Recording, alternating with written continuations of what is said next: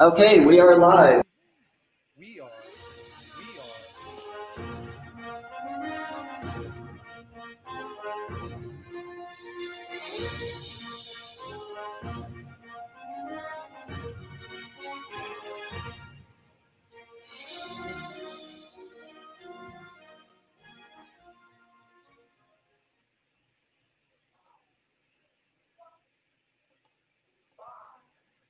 Welcome to the show. I'm Caleb Johnston. I'm Joel Furchess.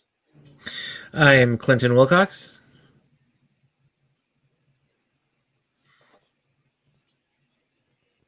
And I think this is Jonathan Colton to my left, right?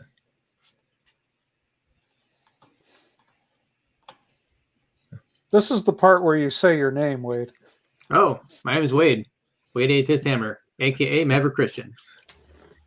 Welcome, Wade. We are glad to have you with us this time. So glad you could join us. So for anybody who hasn't seen it yet, just a few minutes ago, about an hour ago, actually, we did a live stream, a new Devil's Advocate episode. And Wade was on there defending one of his arguments against atheism. So anybody should go check that out after you finish with this stream. It's definitely worth it. And of course, Joel played the devil advocate in this one and tried to tear apart the argument. So go see how that went when this is over. Yeah, I sat through, I was in the hot seat during one of Joel's Devil's Advocate podcasts, and I must say he put on a hell of a good show. Well, that'll be a good place to start. I guess that wasn't as funny as it was in my head. It took me a second, but I got it. Right. Well, I can mute Joel and throw him off the screen. And you guys can tell me what you thought of being in the hot seat for the Devil's Advocate segment so far. Yeah, that's actually not a bad idea. Do it. I liked it. Sure. They seem to enjoy it, Joel. We're on the edge of our seat. Wait a second. Have you already done it? Yeah, that was it. Wow. I know, right? So tonight we're trying something a little different. We're just going kind of really random. We've got a couple things to discuss, but it's kind of just a wide open stream at this point. So, feel free to drop questions in chat. As the thumbnail for this shows, it's if you're an atheist, a skeptic, a polytheist, this is your chance. Ask a Christian a question. Feel free to interact with us because that's what we love about doing some of these live streams are getting to interact with people. Yeah, if I could maybe throw a suggestion out there. Yeah. Do you think maybe we could start off by having Wade walk us through his argument? All right. So premise one, if atheism is true, then nothing is morally wrong. Some things are morally wrong, like torturing an infant just for fun. Therefore, atheism is false. To justify the first premise, I argue that given atheism, it's unlikely that moral wrongness exists, which, due to the theorem of mathematics and propositional logic, entails that the first premise is at least probably true.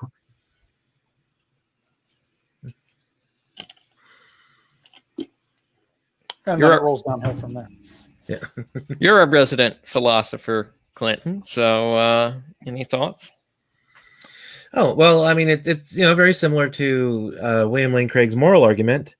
How do you see your argument is different from Craig's moral argument? Like, what do you attack atheism in a more specific way, or how does that work? So I specifically argue that given atheism, it's unlikely that moral wrongness exists. Mm-hmm. And Craig occasionally tries to argue for his first premise, suggesting that if God exists, that he grounds morality. That's the impression he sometimes gives, whereas I don't do that. I just argue from a more epistemic standpoint. Let's assume arguendo that atheism is true. And then we can see how it's epistemically improbable that moral wrongness exists, given atheism. Okay, so would you consider your argument more an inductive rather than a deductive argument then, or? No, it's deductive. I mean, the first premise is the premises 1 and 2 entail the conclusion by the rules of logic.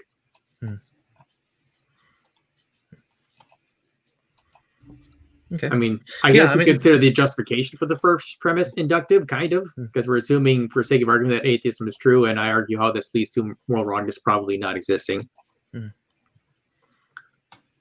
Okay. Yeah, I don't really have any questions. I mean, this is my first time hearing it, so it's not like I've had time to process it. So, but yeah, I mean, go into more detail. Yeah, I'm just saying, I think it rests on premises which I think are probably true. So I think it, I think the argument probably works.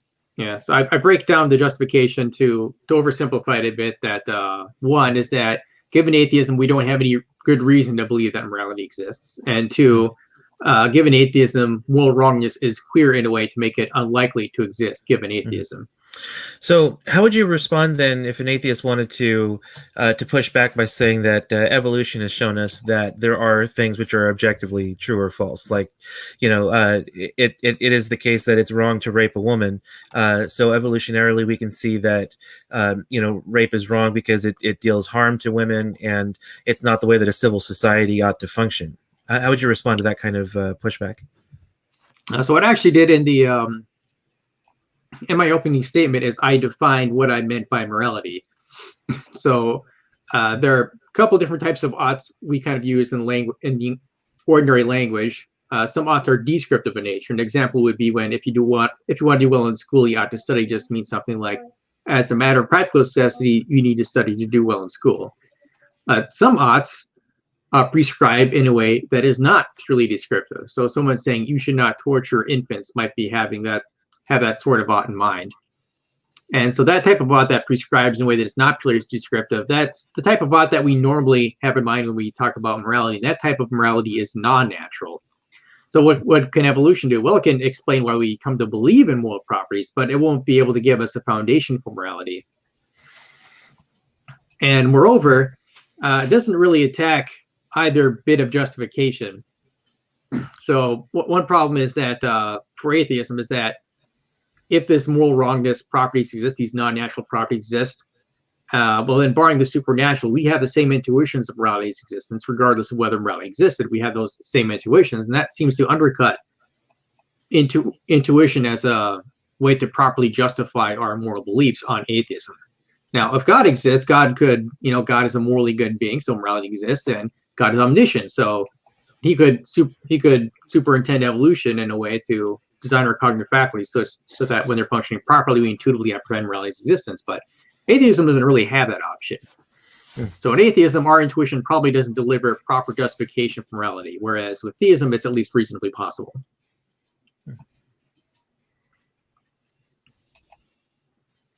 I've got some research queued up when there's dead space and you want somebody to. Okay. No, there are other objections I could offer, but you already did the devil's advocate thing, so I don't know if that would necessarily be a great use of time. I just kind of. Or maybe you can think of something new. I'm sorry. Maybe you can think of something different. Oh, I don't know, because I'm Joel had a whole hour, so yeah, because okay, well, I mean, yeah, there's one that's actually still it kind of become popular amongst the internet infidel crowd. But actually, I was just kind of curious, like how, because there are a couple other, some atheists will talk about evolution, but then other atheists believe that moral facts are just brute facts about the universe, or they take the Platonic route that moral facts are actual objective facts about the universe that just exist. So how would you kind of respond to an atheist who takes one of those two tacks, the brute force or the Platonic form kind of arguments? Well, remember my justification for given atheism, moral wrongness probably doesn't exist. The first part is, given atheism, we don't have any good reason to believe that morality exists. So an atheist say, I believe moral Platonism. Like, you can believe it all you want, but given atheism, you don't have any good reason to believe it. And given atheism, the queerness of morality makes it prima facie unlikely that morality exists. Now, as long as those 2 points are true, well, then given atheism, moral wrongness probably doesn't exist, regardless of whether you accept moral Platonism or something else. So this is why you're saying that your argument is basically an epistemic argument, because it really rides on that atheism has no good reason to believe in objective morality, regardless of whether or not objective morality is true. That's part of it, yeah. So part of it is that given atheism, we don't have a good reason to believe in morality. And also, given atheism, the queerness of moral properties makes it prima facie unlikely. That is unlikely in the absence of any good reason to believe otherwise. Kind of like how an invisible unicorn floating above my head. That's not very likely. It's possible, but it's queer in a way to make it unlikely, barring any evidence for it. Okay. Yeah, I mean, I'll let the moral philosophers take a stab at that if they come across it. So those are kind of the objections that I would have, just kind of off the top of my head. So, yeah. Well, thanks for diving in on that one, Clinton. So, and I know it's tricky without having watched the segment already, but yeah, it's good to have you weigh in as well. You should be our new devil's advocate. Oh yeah. Well, I'm sure the questions you were asking were good questions. Well, I started with, "Why is your face so stupid?" Oh, okay. That's a classic internet infidels line. I was playing the skeptic. That's the only way I know how. Okay, yeah. Right. Are skeptics supposed to be sophisticated or something? Are you Richard Dawkins or are you Graham Oppie? Which one? Right. Yeah. It really depends on the type of skeptic that you're playing. Because I don't know what kind of because I think we mostly I was gonna say pander, but that's not the right term. That's kind of a denigrating term. That's not what I mean. But we not cater, but I guess we're trying to appeal to a more popular level audience, right? Not like a academic audience kind of thing. Yeah, I don't know about our last devil's advocate on that one though. Okay, because I'm thinking, there are some sophisticated arguments that could be brought forth, but I'm just not sure, what kind of discussion, It would have worse. My first draft at when I was talking about supervenience and strong supervenience. Mm-hmm. Okay, yeah, because I do read a lot of philosophy, and ethics is actually my area of interest, but bioethics specifically is more my area of specialization as an apologist. So, I'm not too up to date on the arguments for and against certain moral positions.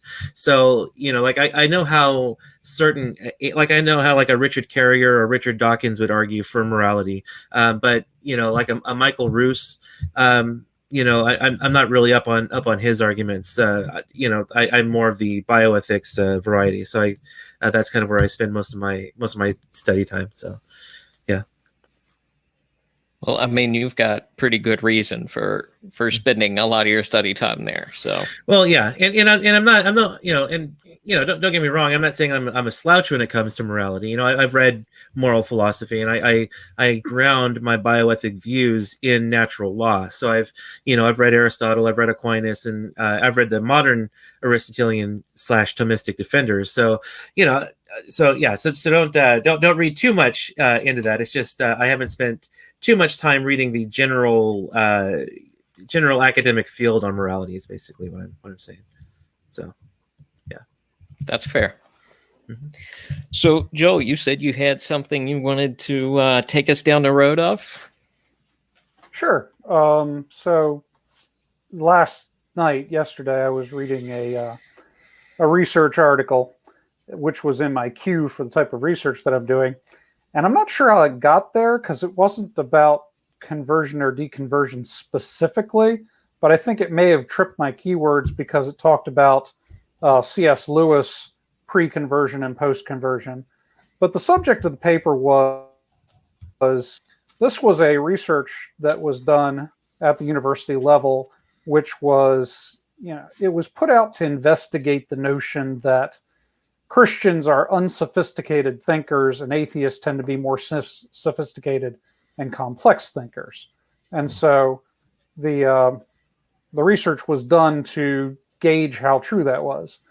And I don't know what the the viewpoint of the researchers were of remaining neutral enough in their terminology to not let that out. But their method was they did a couple of things. The first thing they did was that they took atheist and theist pairs. So they would take, for instance, who's it that wrote "Why I'm Not a Christian"? That was Bertrand Russell. Bertrand Russell. Thank you. They would They would take Russell, and then they would take Chesterton, and they would do, there's this analysis that exists already to break down texts for purposes of complexity of, the thought and the language put into the text. So they would run both of those texts through. I think they took Orthodoxy from Chesterton and Why I'm Not a Christian from, what's his face? From Bertrand Russell. Yes, Russell. Yeah, so already I can kind of see a problem with that. Chesterton was not a philosopher. Now, he was a very intelligent man, and definitely like a precursor to C.S. Lewis. And I've read Orthodoxy, and Chesterton has a particular style that takes it's like a fine wine. It's an acquired taste, because Chesterton likes to ramble. And some of my friends more knowledgeable in Chesterton than I am have told me that Chesterton was a person who relished the journey. So he took massive amounts of pages to get to the point, just because he enjoyed meandering so much. So Chesterton is kind of an acquired taste, but he was also more of a journalist than he was a philosopher, even though he had keen philosophical insights.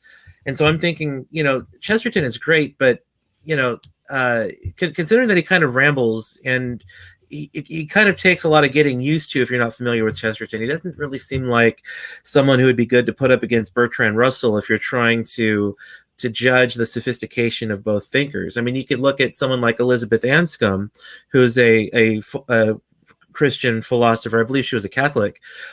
She actually has a famous quote where she said that Bertrand, I believe this was about Bertrand Russell, that he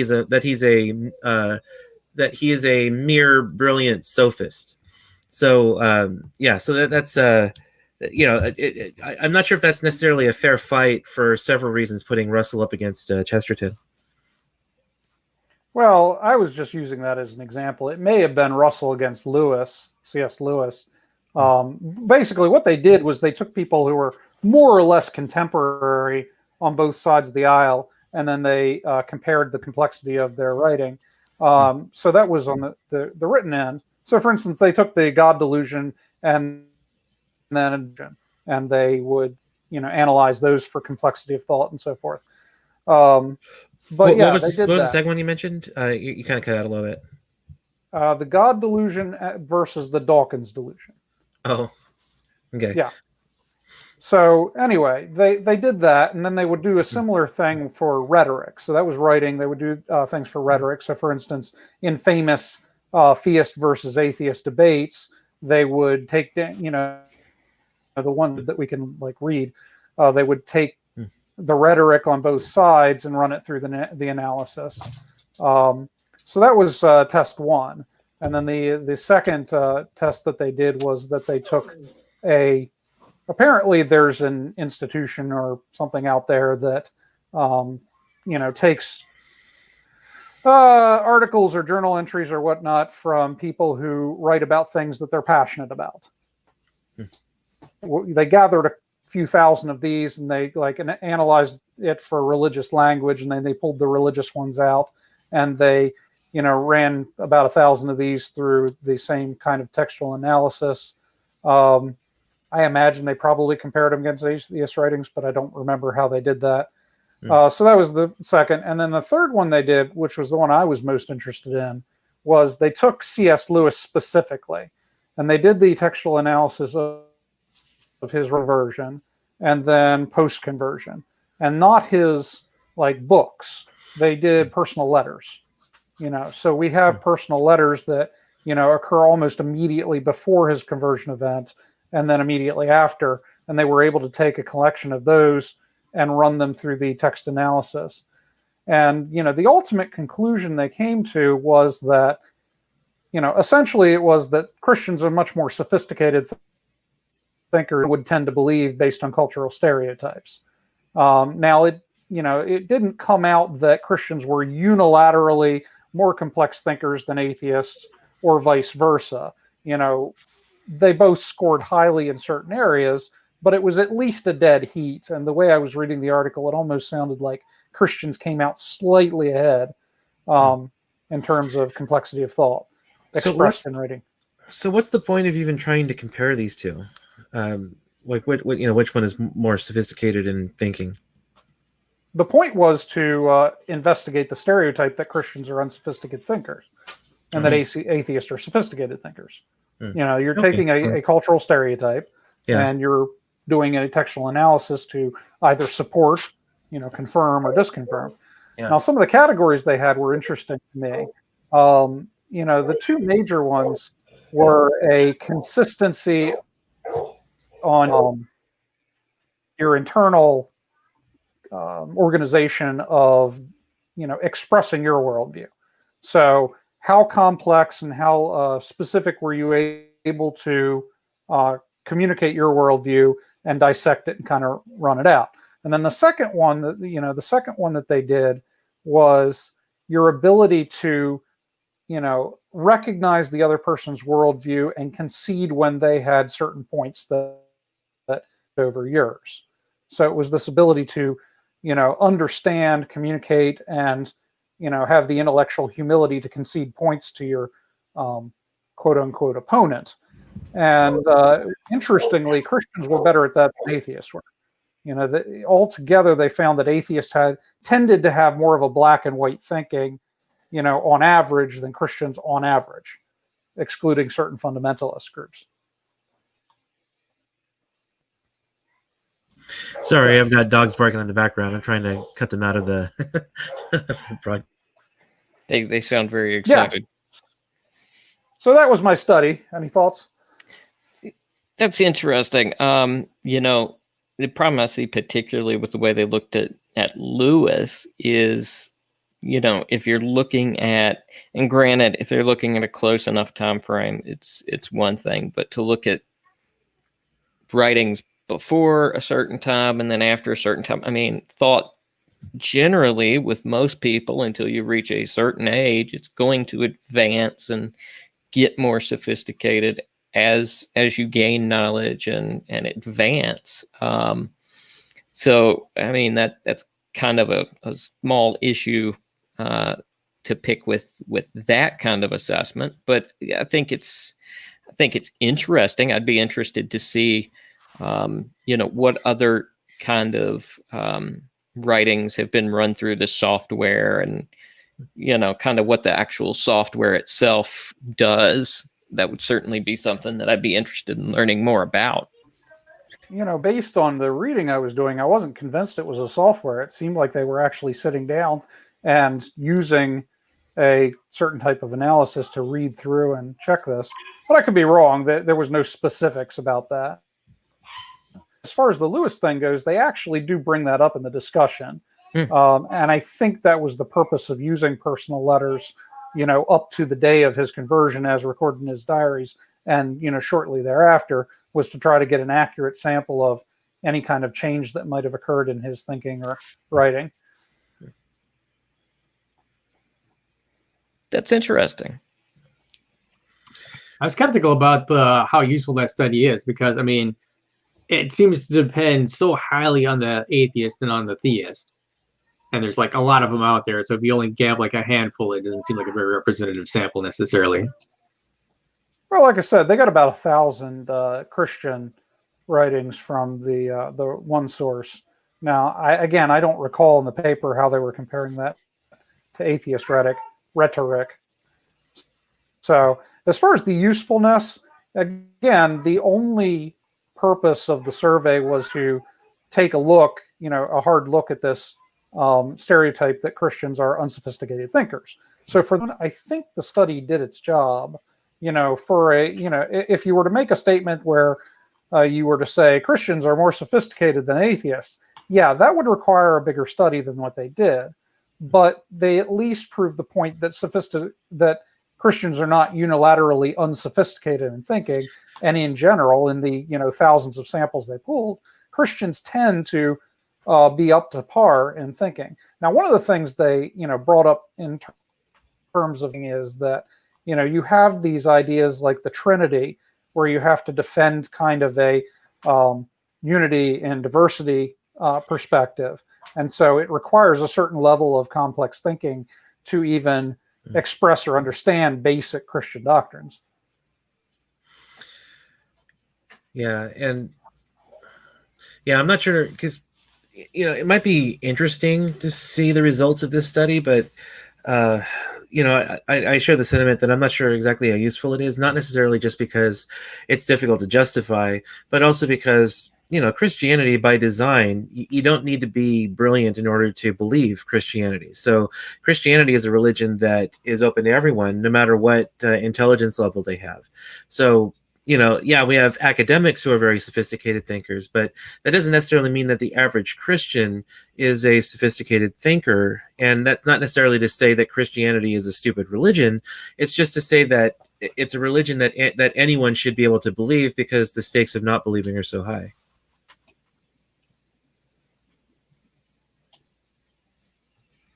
Well, again, the only reason I was using it or reading it was in my queue for research, and it turns out to not directly relate to the type of research I was doing.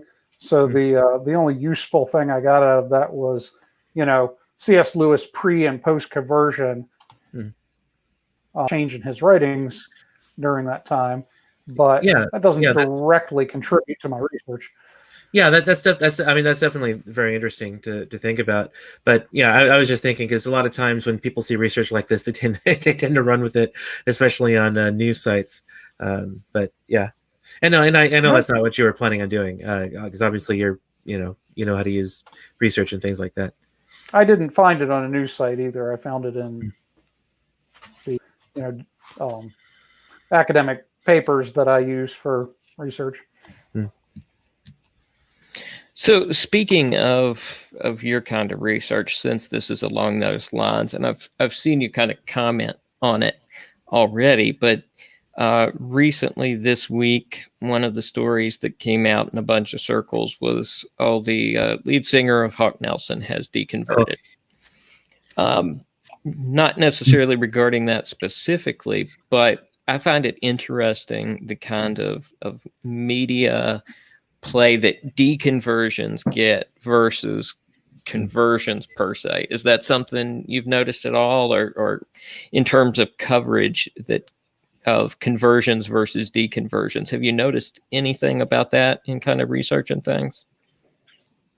Well, in terms of coverage, again, this would be anecdotal, but deconversion stories, I think the last one I saw that may have gotten some media coverage was that Brad Pitt decided that his religion was right.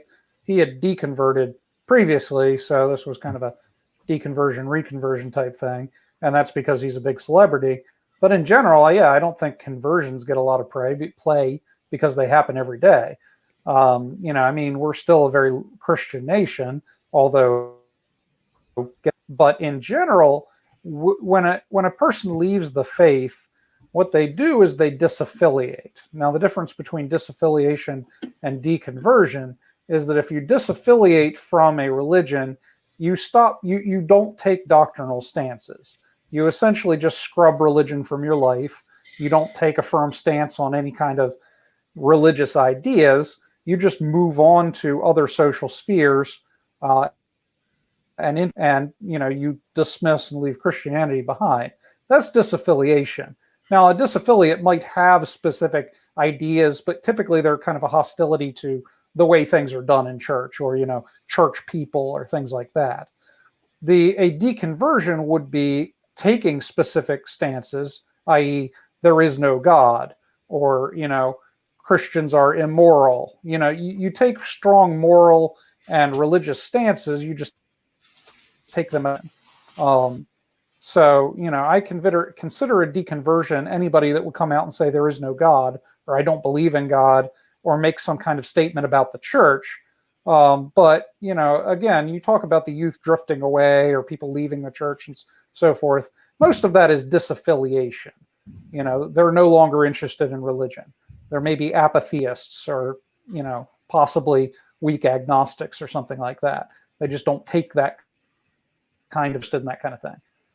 It's particularly notable yeah, for like someone like Hawk Nelson because he was actually in a Christian band. The idea of a celebrity in the Christian community disaffiliating is pretty notable, as opposed to say, oh yeah, the plumber down my street deconverted. I mean, that wouldn't be news. So I think it's celebrity nature and the nature of that celebrity, maybe a Christian celebrity, kind of makes it big news. Unfortunately, I wasn't able to read enough about the Hawk Nelson thing to get a firm the dynamics of his exit. But you know, the one article I did read, he said he doesn't believe in God, which I would consider a deconversion. So Hawk Nelson, with a little information that I have, is a deconvert. He's not a disaffiliate.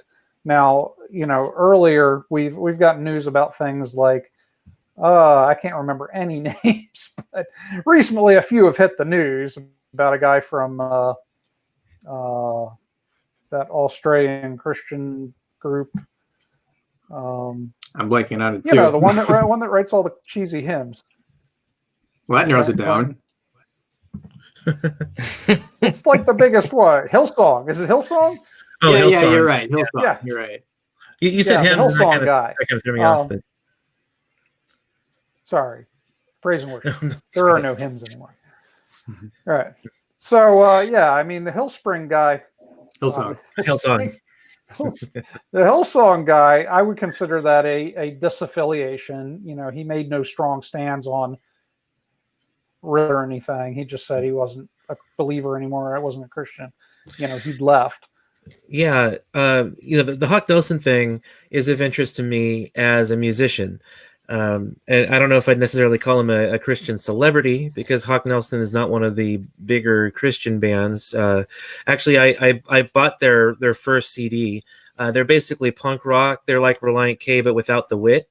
And I did not like them enough to continue listening to them. And eventually they became more radio-friendly pop. I've heard a few of their later songs. So I would not call myself a fan of Hawk Nelson, but you know, so it doesn't sting as much as when, say, you know, Pete Stewart left the faith. Pete Stewart, an amazing Christian guitarist from the 90s, decided he was no longer a Christian. But so it didn't sting as much as the Pete Stewart thing, but it's still a significant thing whenever somebody leaves the faith. And I think, you know, and I'm sure everyone here would agree too, that it's worth, you know, kind of looking into about the reasons that they leave. And some of the reasons that he gave, John Steingard, I think is his name, are basically just basic things that we should be able to answer. One was the problem of evil.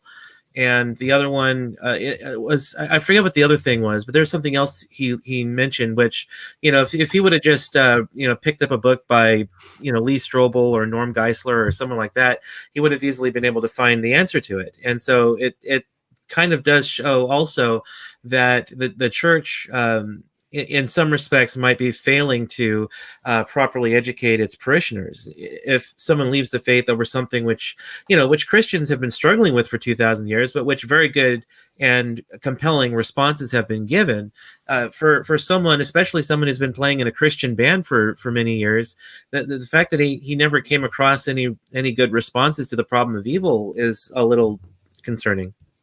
One wonders what his real reason was, because like, oh, why don't you believe in God? It's like, oh, it's a problem evil. Really? You didn't realize that evil existed before then? There's gotta be something a little more to it than that, I would think. Yeah. So, yeah. I mean, he framed it as he just had doubts after thinking about it, but yeah, there might have been something underlying it. Yeah.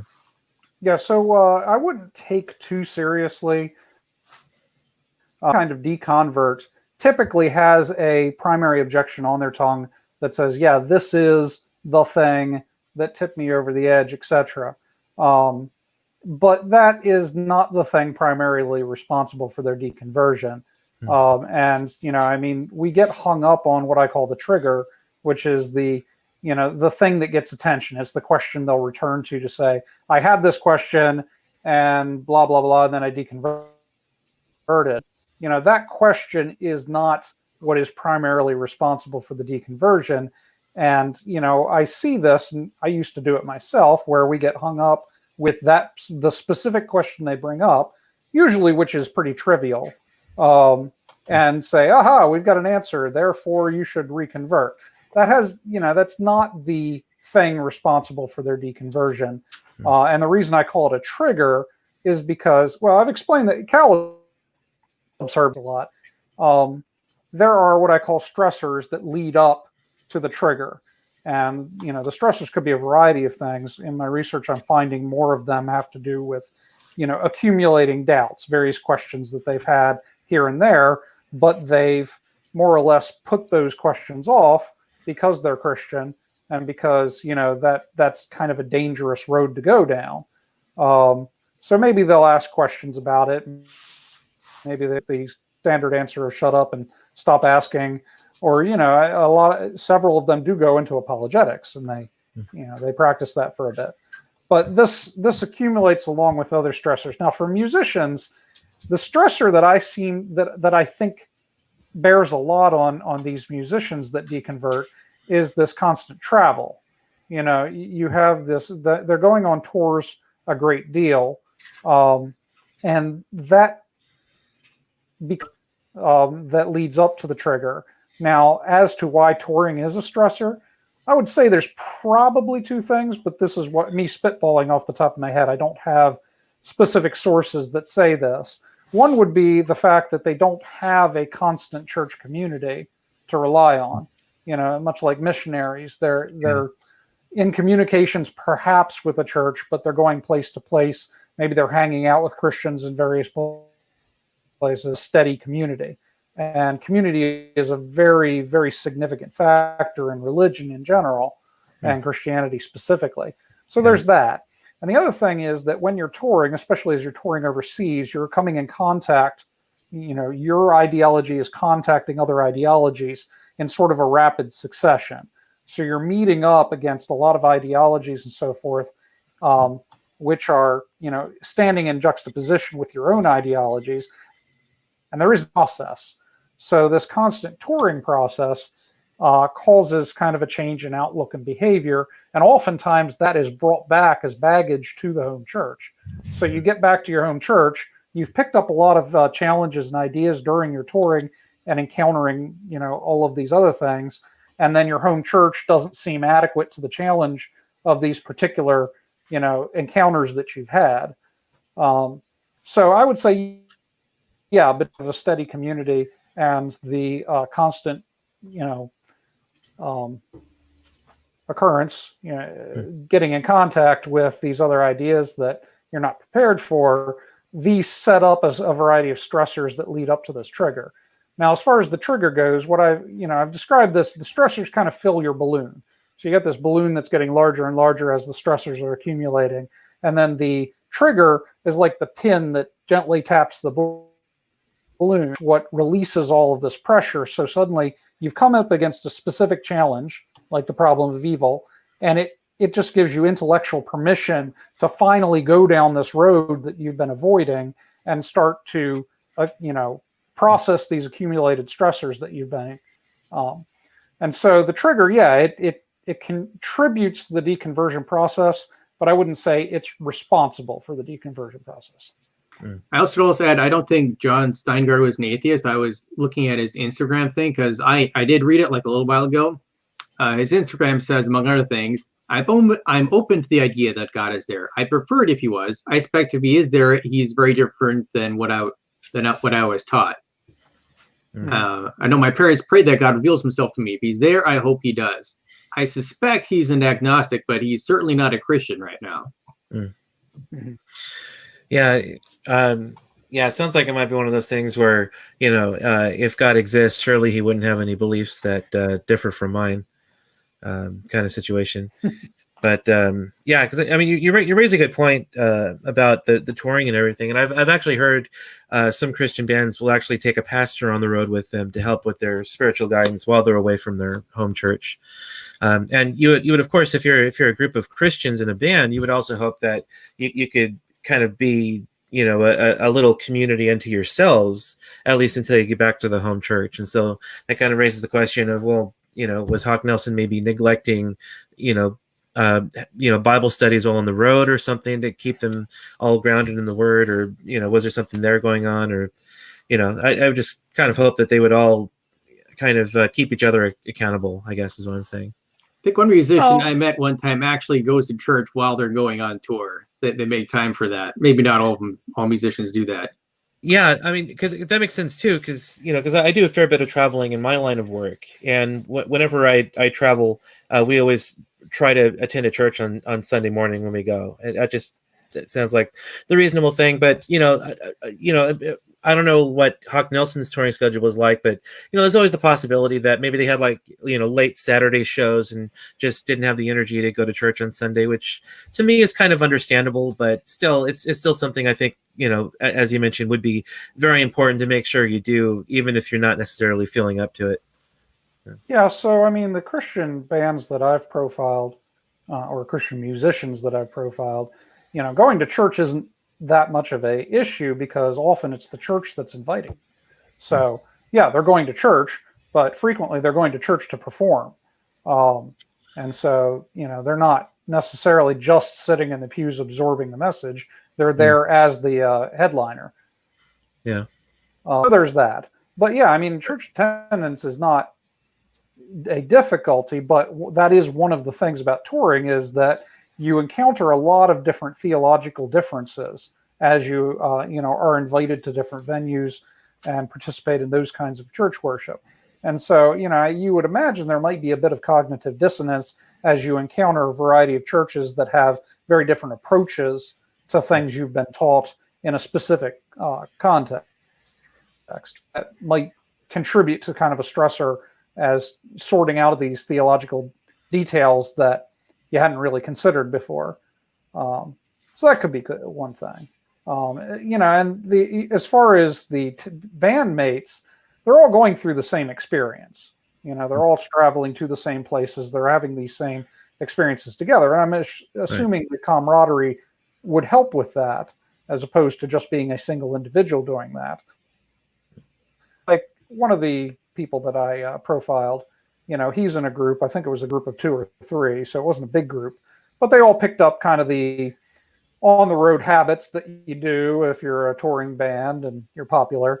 And they come home and their home church isn't real happy with their new habits, and they're confronted on that.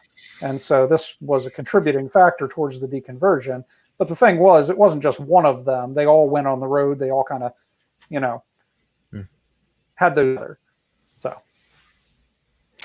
I suspect one of the other things that could be a significant factor as well is the Christian community itself.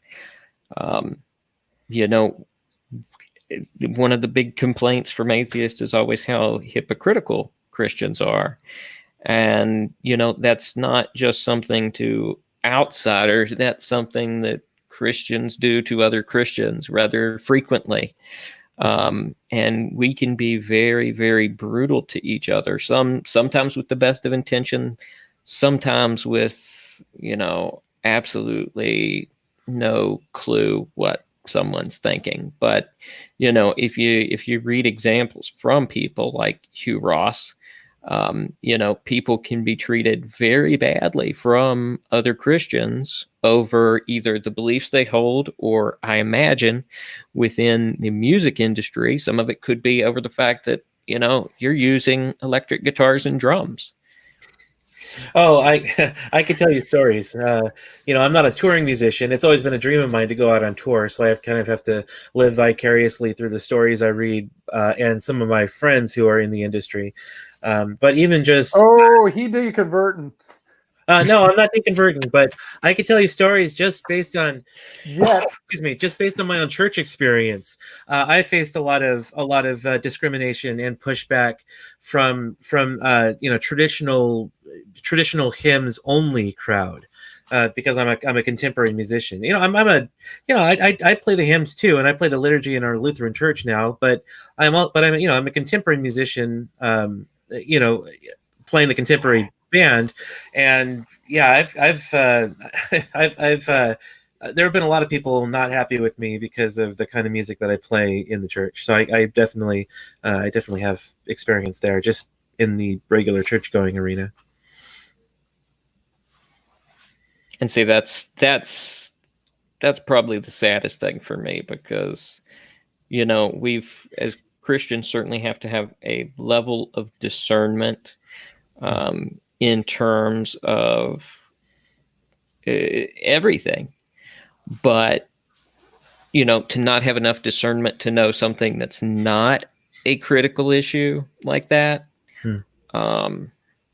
that's just sad. Yeah, I've actually gone through a church split over the music. It was kind of ugly. So Wow. it's not an era that I look back on fondly, unfortunately, because I was kind of on the brunt of the bulldozing by the traditional service crowd. So yeah, it's not a fun experience. No, it doesn't sound like it. I can imagine that, you know, some of that, they had to have experienced some of that as well in their years together. So yeah, so that could very well be. Yeah, while I'm on camera, I just got these in the mail. This is my new reading, Atheism and Secularity, 2 volumes. This was like, they were listed for like $100 or so, but I managed to get them for like $9 used. Oh. that's the way to do it. I had a similar situation myself recently, except I actually paid over $100, which is actually cheaper than the full price. I'll show what I got. Yeah. Well, real quick, who wrote the book that you have, Joel, or was it a book of essays? Yeah. This collection right here. So I was you folks ever heard of Capturing Christianity? Yep. Yeah. Cameron Bernuzzi, right? Yeah. So William Lane Craig was on one of his videos, and I asked Craig questions like, so what do you advise for an aspiring philosophy student? And one of them was like, learn logic, which I totally agree. Frankly, I think logic should be part of standard K through 12 education. It boggles my mind why it's not. Definitely agree with that. That's kind of illogical, isn't it? Yeah. I mean, come on, logic is something we use in real life. And anyway, the second piece of advice was getting this collection, read it and take notes. This is Frederick Copleston's collection of books. And so that's what I was. So I was like, all right, I'm going to look for it. But, actually trying to get it is the whole entire thing can get pretty expensive. I was lucky to get it for the price that I did. This actually shipped from the UK. But yeah this will keep me busy. I'm surprised you didn't throw your back out bringing those in the house. I've been working out. All right. The nice thing about nerds is that you get a workout carrying all these books. Yeah. I'll tell you, I picked up City of God by Augustine, which is a classic ancient work, and that sucker is really, really big, a lot bigger than I was expecting. So I haven't tackled it yet, but one of these days I'll get to it. The one thing I have to say, and just to preface this for listeners, this is a joke, but the one good thing about people deconverting from Christianity is I find some solid theology books at Goodwill. Oh, there we go. Right? It's never irony thing. It's like, well, people who deconvert, like Hawk Nelson, it's like, I don't think these are just like layperson considerations. They're not really that sophisticated stuff. And one of the things I think the church has been neglectful to a significant degree is like developing and cultivating the mind, like theology, apologetics should be like standard church stuff, but unfortunately it's not. Yeah, and we've talked about this somewhat before. Some churches are even hesitant or resistant to bring in and start apologetics programs. I've had a church I've spoken with before that's indicated that, well, apologetics is just arguing, and we don't want to argue with people. And it's like, you're missing multiple points here if that's what you think. And the fact that you're unwilling to argue over anything is also concerning at a certain point. And part of apologetics is just like, stop loss, stop losing the people you have, and so that people recognize, so people don't lose the faith over some relatively facile reasons, like, with all due respect to the Hawk Nelson lead singer John Steingard, these were not that really sophisticated. These things should have been dipped in the bud right away. I mean, this. Yeah. Well, it's as part of my research, I've discovered that people tend to go through one of three processes on their way to deconversion. One of these processes, and this is the buzzword that you get in the atheist community, so it's kind of lost any kind of technical content, but it's deconstruction. And, from an atheist perspective, in pop atheism, deconstruction, you go through process XYZ and you come out the other end an atheist. But from a technical standpoint, deconstruction is a process of analyzing your various beliefs and then finding reasons to dismiss those beliefs. Now, two other methods that they go through would be rescue. And rescue would be where you're starting to doubt your beliefs. You realize things are coming into trouble. You go through a process of trying to rescue those beliefs. One type of rescue would be content rescue. And content rescue is basically where you try to rescue individual beliefs that you hold. Like, for instance, if you're a young Earth creationist and you start to believe that evolution might be true, the process of rescue you'll go through is trying to dig into, answers in Genesis and so forth, and to come up with answers to each of those specific doubts that you have to rescue the content of your belief. Rescue would be belief rescue, which is just you're trying to rescue religion. You're trying to hang on to your religion any way you can. And in those instances, there's what I call a leftward drift, where you tend to go further and further towards a sort of liberal or progressive Christianity, such that it allows for a lot of the doubts that you have while still maintaining the religious aspect. So, you can start to be, acceptive of, homosexuality, for instance, and still maintain belief. You can start holding sort of scholarly and technical doubts about the accuracy of Scripture and so forth, and still be a Christian because your liberal or progressive Christianity allows for that. And then you just kind of drift, and eventually you exit the faith. Now, I bring all that up because in my research, obviously I'm researching herded. I look at the process of rescue. It fails. And so, you start to get a little cynical and think that, rescue apologetics just doesn't work. The rescue attempt is just doomed to failure. And then, it occurred to me one day that, oh yeah, I'm looking at people who specifically deconverted. It's possible that the rescue process is effective in most cases. Yeah. That just occurred to me one day. Hey, maybe rescue works sometimes. That is kind of a research issue there, isn't it? Yeah.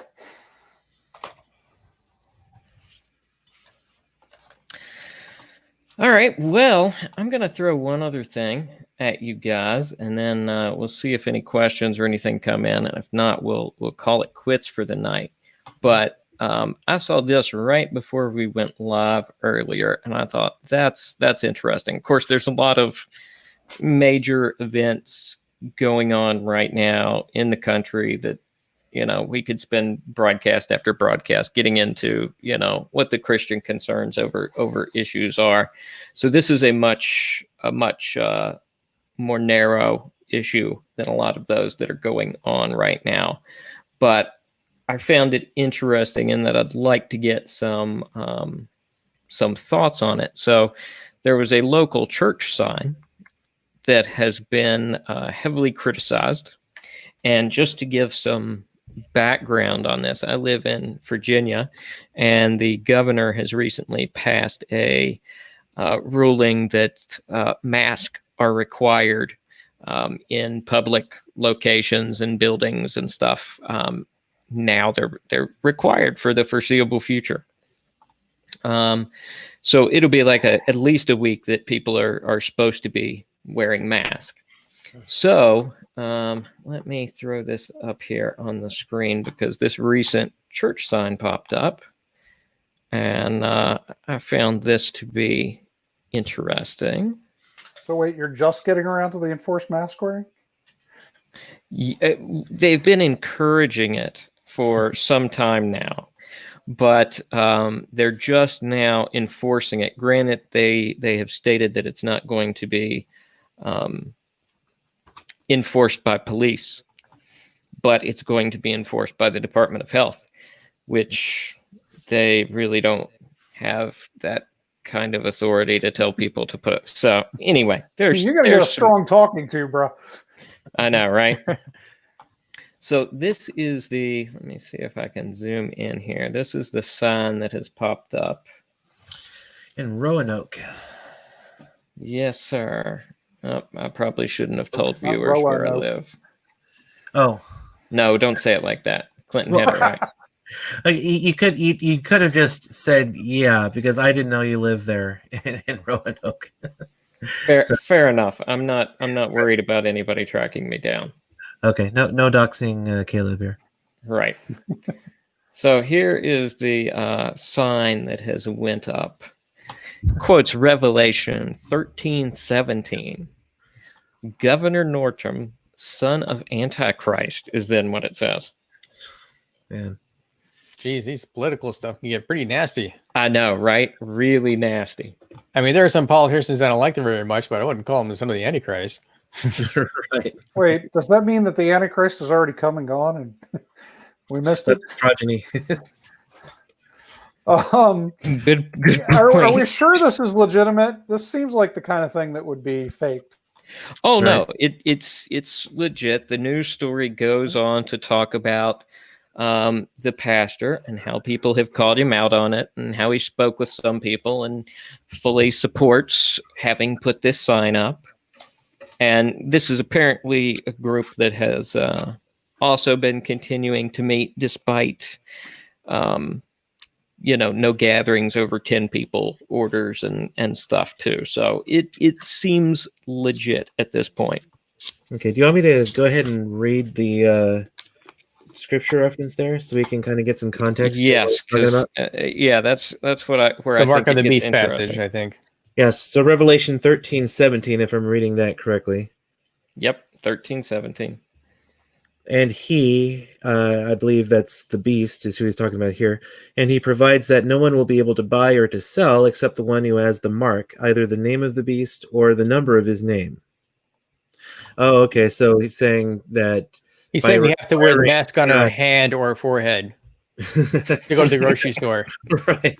So I guess he's saying that. This is way a stretch. That by requiring you to wear a mask in the grocery store, he's preventing you from buying or selling. So the mask is essentially the mark of the beast, I guess, is what the implication is here. Yeah, the apocalyptic rhetoric on social media is shocking. Right. So you don't believe that's proper exegesis? Excuse me. I would say no. That would not be correctly exegeting that verse. In fact, I would agree there. Yeah. With Nick, I actually consider myself a partial preterist. So I believe that much of Revelation was prophetic for 70 AD, the burning of the temple, or Nero, or something that occurred in the future that we could look back to. Not everything. I still believe that Christ is going to come back again, to reign and everything. But yeah, so I grew up Southern Baptist, so I believed in the whole Hal Lindsey left behind. Were you a pre-tribber?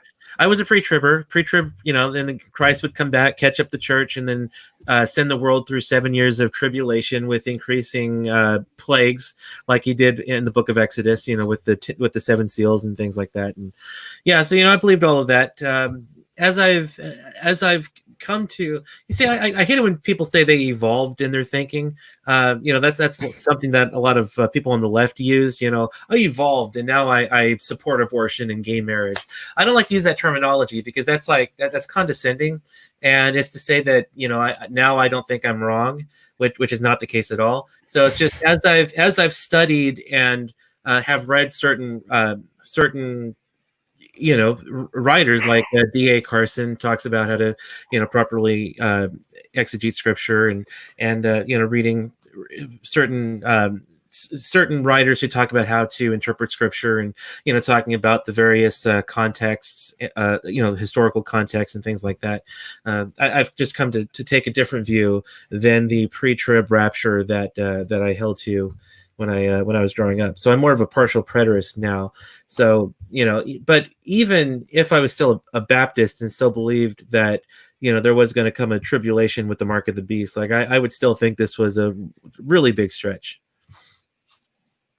It's like Revelation is made of taffy. That's how much he's stretching through. Yeah. It wouldn't surprise me that thing like is real, because there are some pretty crazy, Christian folks. Most of them are decent enough, but 300 million people, there's going to be some nutballs in there. You can't avoid it. Yeah. I've seen crazier, but almost as crazy stuff as that. Yeah. Too. Right. What was that, Joel?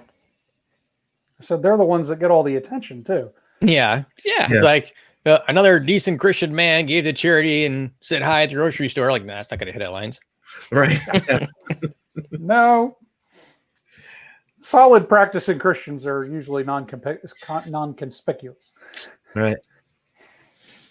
In general, though, I'm definitely seeing, from a social media perspective, more of this kind of apocalyptic thinking towards things from a lot of Christians who are pre-tribbers, and it just seems that the circumstances in the world have got everybody fired up to the point that a lot of people tend to think that this is a sign, and this is just around the corner now, because look at this, we've got to wear masks and government control is coming in and enforcing more. And don't get me wrong, that certainly could be a indicator of where things are going governmentally, but it's not something I put any weight into in terms of my eschatology. When you just look at like history, I mean, we sort of lucked out. COVID-19 is not pleasant, but it could have been a lot worse. Right. Mortality rate is awfully low for something that's awfully contagious. I mean, it's still bad, like over 100,000 Americans have died, but consider how low the mortality rate is. It could have been so much worse. Yeah. Yeah, that is true. Yeah, so I'm very much in favor of common sense regulations, like requiring masks. I don't think it's a violation of our rights. The government requiring me to wear clothes out in public is not a violation of my rights. There are sanitation issues apart from the fact that people don't want to be seeing that. But there are sanitation issues. It's not sanitary for people to be walking around naked, and if masks are able to help prevent the spread of COVID-19, I think that it's perfectly reasonable to require that we wear masks while we're out in public. And this has gotten kind of controversial too, because I've raised the ire of a number of my friends and acquaintances on Facebook for trying to say that this is that these are all reasonable, because there are a lot of people who are very much opposed to mask wearing, not from a perspective that they don't want to, that they want to spread it to other people or anything like that, but just because there are certain, possibly some certain exceptions that someone might not be able to wear a mask, like if they have a medical condition or something like that. But I think in general, exceptions aside, you can't make a law based on exceptions. I think in general, it's a good thing to require people to wear masks, especially if there's a good chance that it can help us stop or at least curb the spread of a potentially deadly virus. I was against masks myself until I realized that my Power Rangers helmet was technically a mask, and this was an excuse to wear it in public. Oh, actually, did you see the Babylon Bee article that Trump refused to wear the mask because they gave him the wrong Ninja Turtle?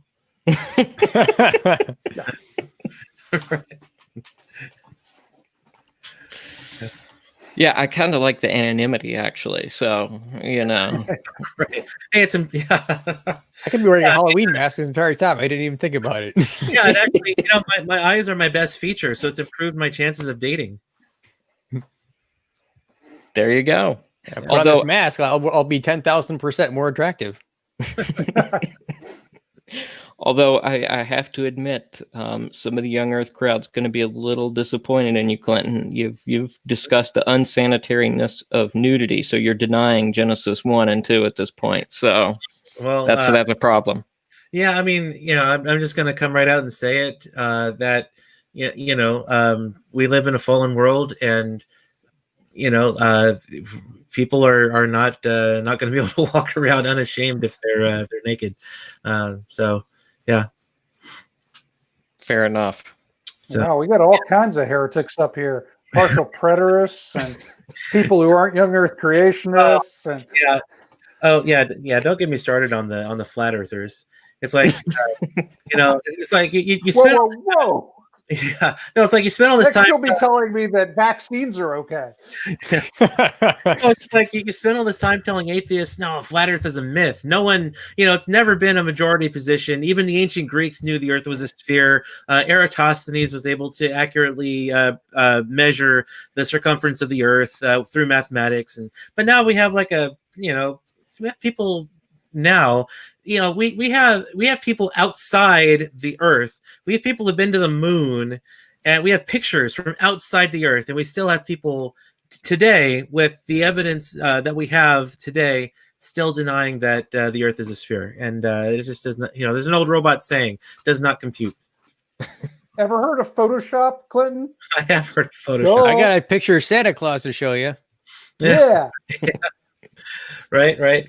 Yeah, and the most compelling piece of evidence that the Earth is a sphere is that if the Earth was flat, cats would have knocked everything off it by now. Checkmate, flat earthers. Hey, Clinton. Yeah. You know why there are no cats on Mars? Why?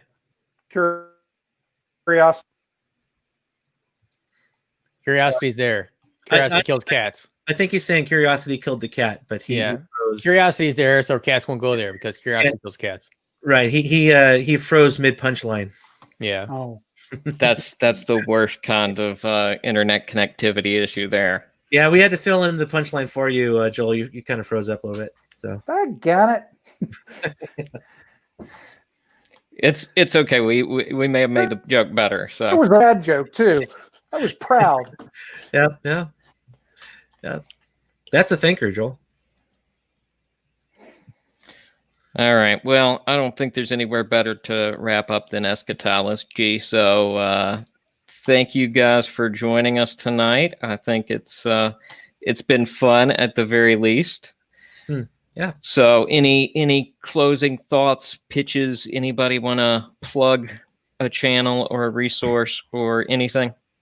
Oh yeah, I should have done that in my little interview type thing, Devil's Advocate. I have Maverick Christian's YouTube channel. Yes, everybody go visit there and subscribe and like, etc. Yeah, I've got something I could plug too.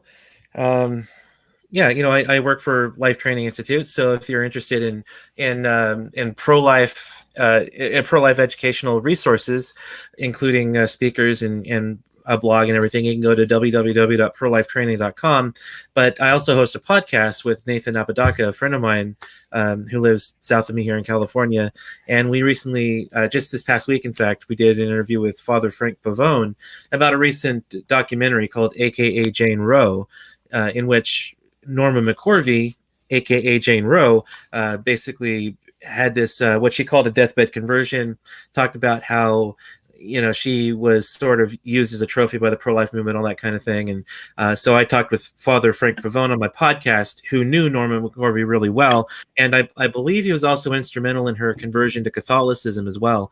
And so he really shed a lot of light on the documentary itself and on a number of Norma McCorvey's statements as well. So if you've seen the documentary or if you've heard about it, you can go check out that podcast that we did. Our podcast is called Pro-Life Thinking.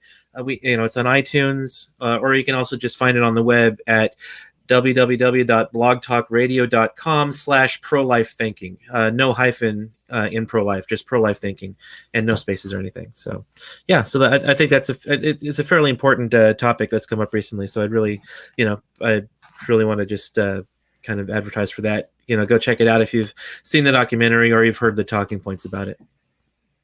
Very cool. Yeah, I was going to watch that this weekend, so I'll check out the podcast after. Okay, cool. Hey, Wade. Yes. What does it mean to be a Maverick Christian? Well, there are two very good reasons for that. One, Maverick just sounds freaking cool. I thought so. If you don't think so, you should watch more 80s movies. Yeah, I was going to say, do you have a partner named Goose Christian? Also, I'm non-denominational.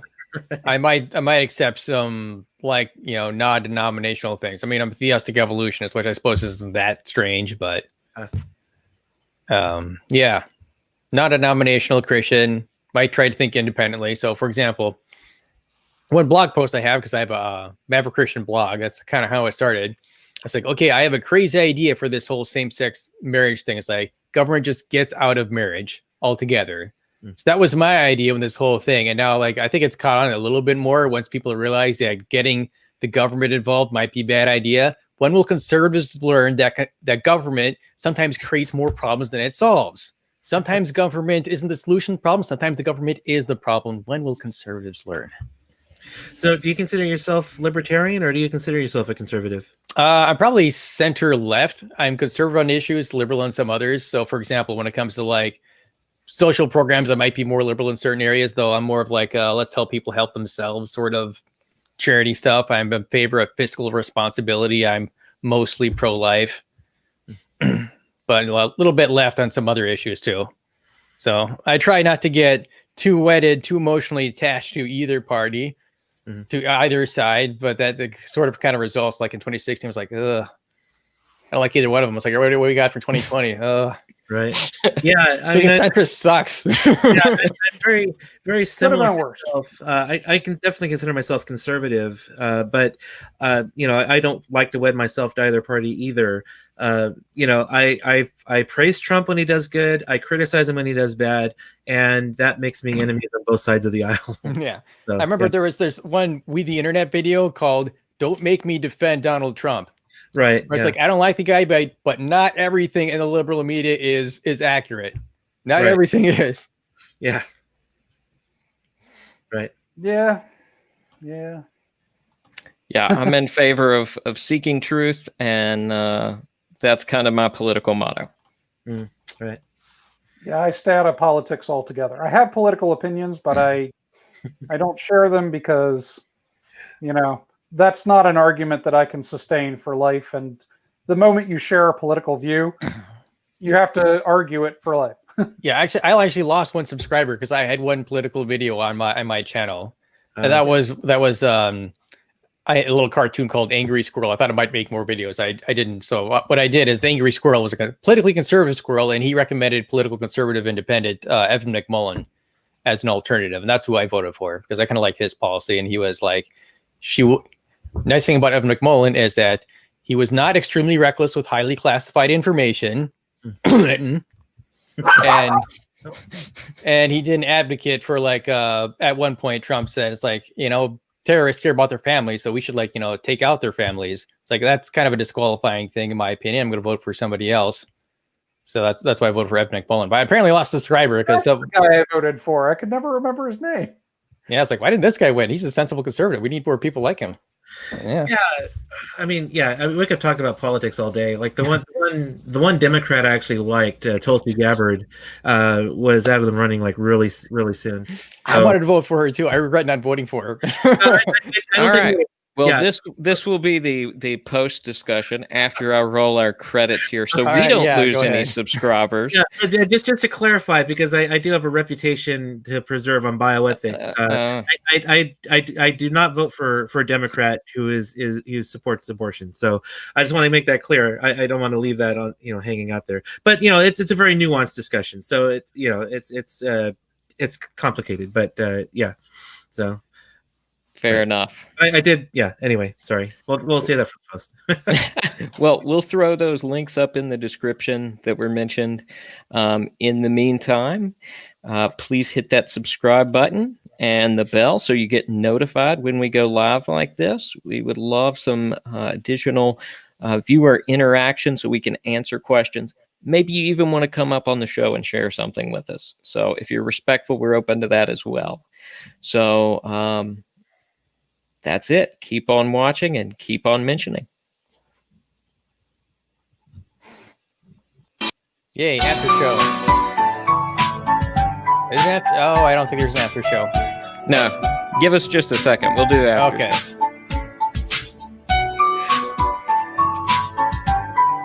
And this One one here is- hippopotamus.